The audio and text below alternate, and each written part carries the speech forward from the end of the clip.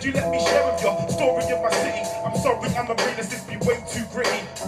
Wait, no wonder it's insanity. Man will break their back for a salary, cause casual issue mad at me.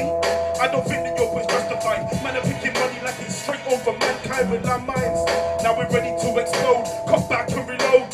We run the roads, tell them so you know.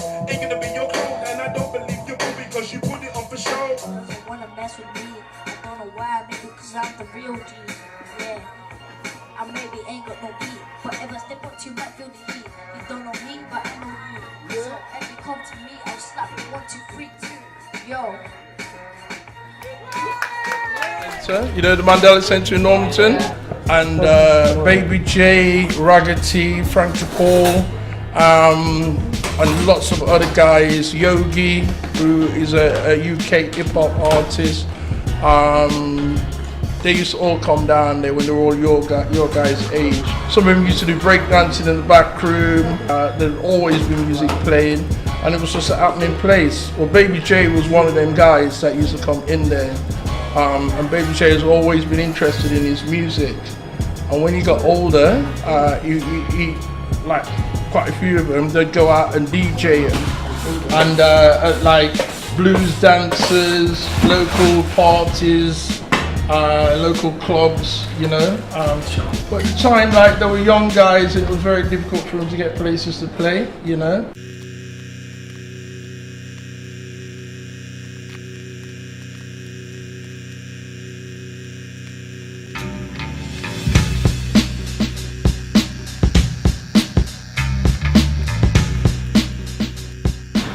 That's my first recognition graffiti in the UK was that book, you know. And I think most graffiti artists at my time started off with that book. That book was, like I say, the Bible, where people started in the UK. Never had no internet, so the stuff that you saw was just the stuff that popped up around. There was very little at the time, but obviously that developed as time went on. And graffiti artists started to create their own way of promoting themselves through graffiti.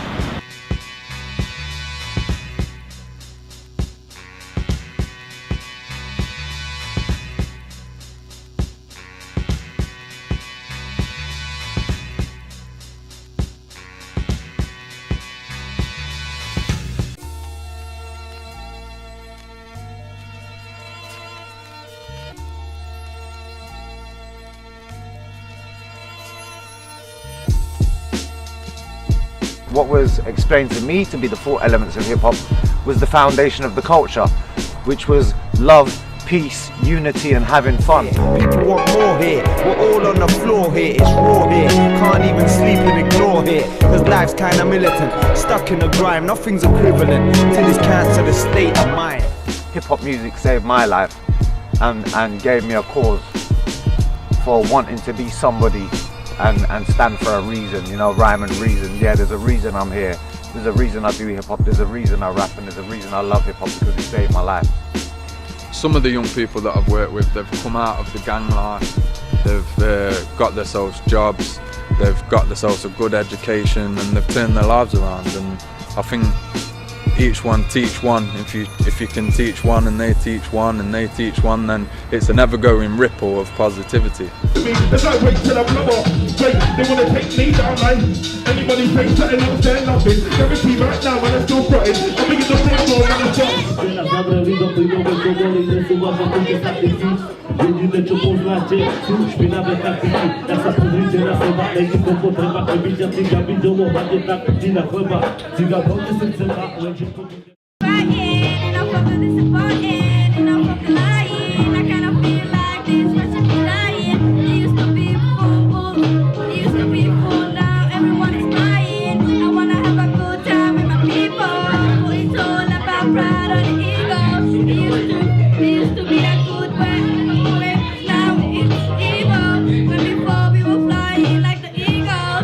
crazy over you, baby, this is true. I don't care what we go through, I will fight for you till you're gonna be mine, baby, trust me, we're gonna be fine. Yeah, I just have to cross the line. Yeah. I just start to cross the line. You can be whatever you want to be. You just got to get the idea, believe it, and implement the steps to make sure that you reach the goal. I was coming down with a team of people from London on a minibus, and they don't know what they're in for. I know what they're in for, you know, because I've been down here raving even on a cheesy R&B night. So I know what's popping on Derby. So yeah, but Derby needs to stand up. You know, MCs from Derby need to let the world know what Derby is, what's going on in Derby, represent Derby. If you're from Derby, stand up, let Derby be known. There's people who don't know Derby. How are they gonna get to know unless you tell them?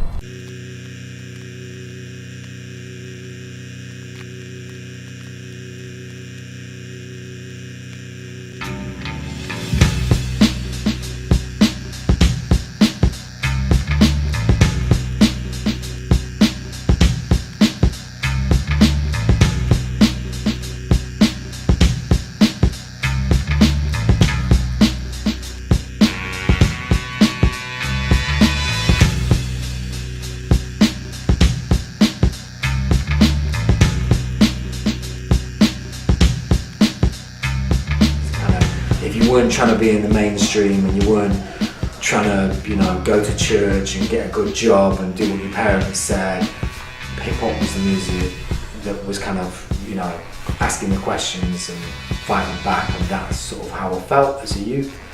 And I think so hip hop, you know, I was attracted to it straight away. The story of hip hop, you know, particularly in its relation to technology, has always been one of, you know, these kids taking technology or engineering or however you want to look at it and using it in a way that it was never designed for them to get the results they want to do.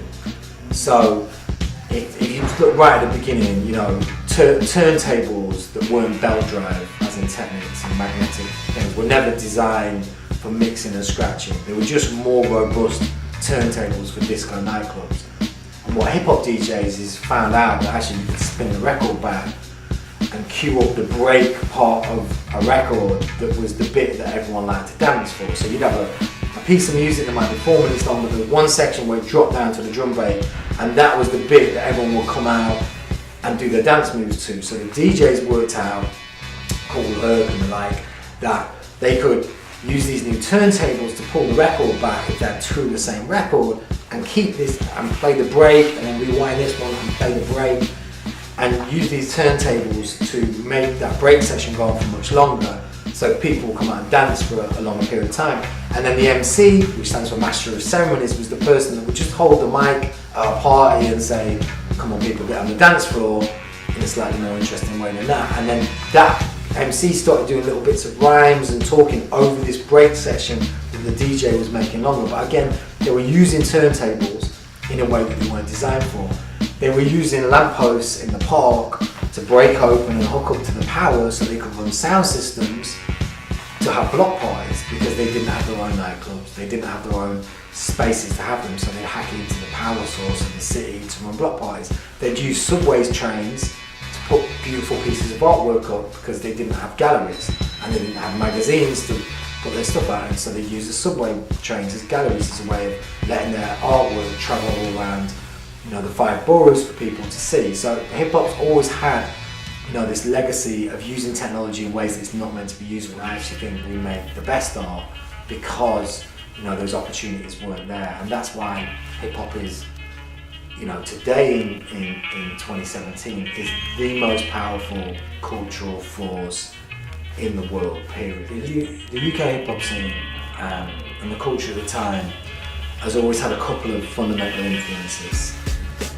You know, Jazzy B from Soul Soul talks about this really well all the time, but you basically had hip hop culture from America. That's where hip hop was born, East Coast of America, and that was our, you know, all these artists, Eric B and Rakim, Ultramagnetic MCs, you know, Public Enemy was watching these artists, we were mirroring and mimicking what they were doing, right? But at the same time, you had Jamaican culture. So you had, you know, most of my friends that were into hip hop, their, you know, family were first generation over or second generation from Jamaica, and they're kind of what was looked at as kind of the rebel side of that, so the dreads, and you know, because you know, there was kind of this thing of kind of, you know, you know, if you were a good boy, you went to church and you had neat, nice hair, and the dreads were the rebels, you know what I mean? The Rastas were the rebels. There was kind of this sense of that.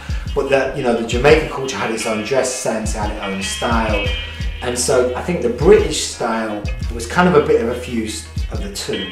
And even if you look at the British music, like London Posse and Demon Boys and a lot of the early artists, it was a fuse of the two. So a lot in the Derby scene, a lot of the first MCs that kind of came out, they were kind of rapping and taking a lot of reference from the American records, but they put patois in there, they put their own slang in there, they put words that we were using.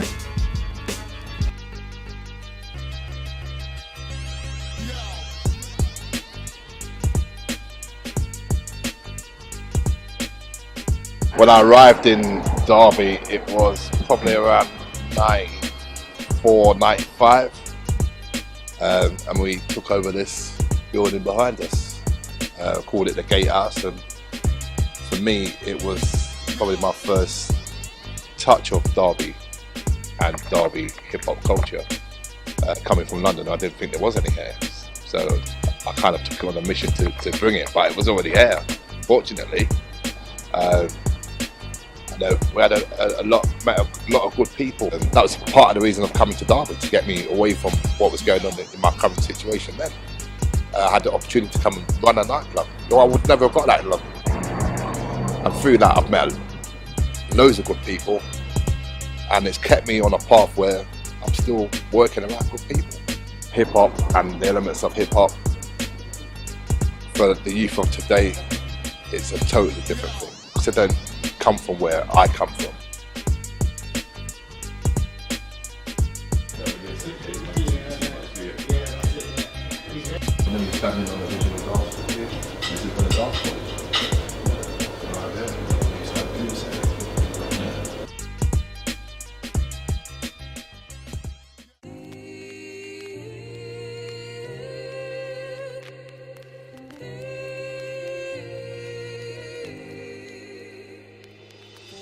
But like I'm saying, all these other rappers, they're not new to Derby. They know it. They know that we got music and they know what we're on. Especially right now, especially like winning the Grime side and stuff like that. Like some people didn't hear of the area, so when you're shouting out the area, it's like, oh, what? Derby? Let me click it. You know, like even in like some of the titles, I used to make sure they put Derby in it so that people think, what? Because it was starting to become a thing of like not being from London became cool and grime. And what's sick right now is most Derby MCs I know have got collabs with people from outside of Derby, like near enough everybody. And if they haven't, they've got links or producers are sending them beats from there, innit? So yeah, man, I think if people start doing that, the city's just gonna expand and expand. Bit grown, still get the bus when I wanna get home, and I still do sets and I still do shows. Used to rap with my bros, little bro, big man, then my pros. They were too good, had me on my toes. But now everyone knows. Yeah, I got flows, got loads. I was chilling with the Milligans, Jack and Joes. I used to spit in the back of the field. When I spit bars, nobody stand still. Yo, man, I know about me, cause I spit big bars and man, I go gas. Man, I get tinkers, man, I got flash like rush. Man, I got clothes out, man, I got cash out. Man, I got cold back, man, I got rush. Life is hard, but I still write bars and I still get time in the rush and the flash. Yo, don't hurt me. I was at school and I was doing my maths homework on the journey. I was walking down the road thinking that people will see me there. Spit these bars and swear that no one cares, but I still get a track that dude out there.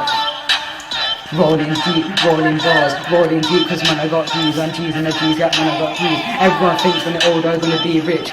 They don't know about true about life. Man gonna hide about life, but when I get true, cause man I can't hide. Cheese! Cheese! Everybody thinks they're gonna be rich, man. They need to know about life. Tell them again, man.